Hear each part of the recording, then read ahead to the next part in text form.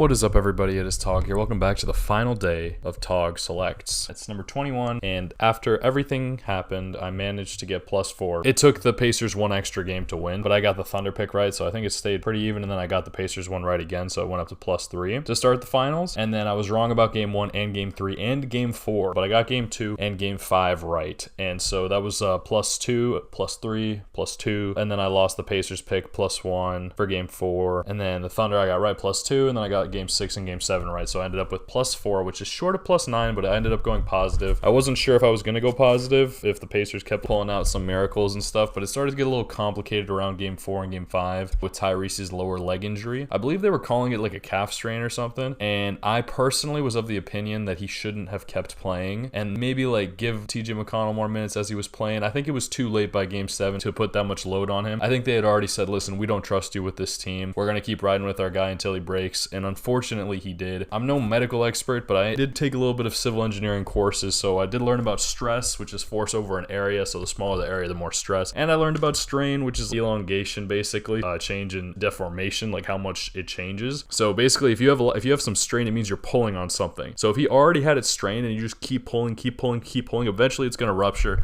I don't know how the doctors don't know that. Maybe they do and they just didn't care. They think it's more important. At the end of the day, I kind of blame the media for pushing this agenda on him so much, putting so much pressure on him. And also like that ring culture thing they're talking about, like I think they figure it's now or never, and that's just not the case, and it's a lie that too many people are told. It is not now or never, but now it is going to be much more difficult for the Pacers next year, and I think they all feel that. Although I do appreciate Lisa Leslie. I think she did a great job reporting at halftime. Apparently the Pacers, when they were up by 1, they heard some people yelling that we have enough, and I just think that is so dirty to do when your teammate just got hurt, who was, I don't know. And after they won the championship, the Thunder did, Mark Daigneault, the coach of the Thunder, he mentioned something about the Thunder is that they root for each other's success, which is rare in pro sports. And I think that the Pacers could do a little bit of work on that. I think overall it's the organization's fault, and I think that happened with Joel Embiid in Philly a couple of times, where these people feel too much pressure to play. I'm telling you, take care of your bodies. You only get one. You got plenty of times to go back. I know championships are forever, but you got to think long term, because if you don't, you might hurt yourself short term and feel the effects in the long term. So we'll see what happens next season. I'm excited for that. I did have a lot of fun watching this year, but this is the first time I've ever considered like boycotting the NBA, because like I don't know, I was just really having problems with some of the commentary and the storylines and everything like that. I think it's becoming less and less about basketball. So even though I'm not a LeBron James fan, I really like the stuff that he's been saying lately, and even though I'm not a Kevin Durant fan, I'm happy with the move to Houston. I think he's looking out for himself in a time when a lot of people are not looking out for him. On that note, it's been Tog signing off from Tog Selects 25 with a score of +4, short of my goal of +9, but more right than wrong. Peace out.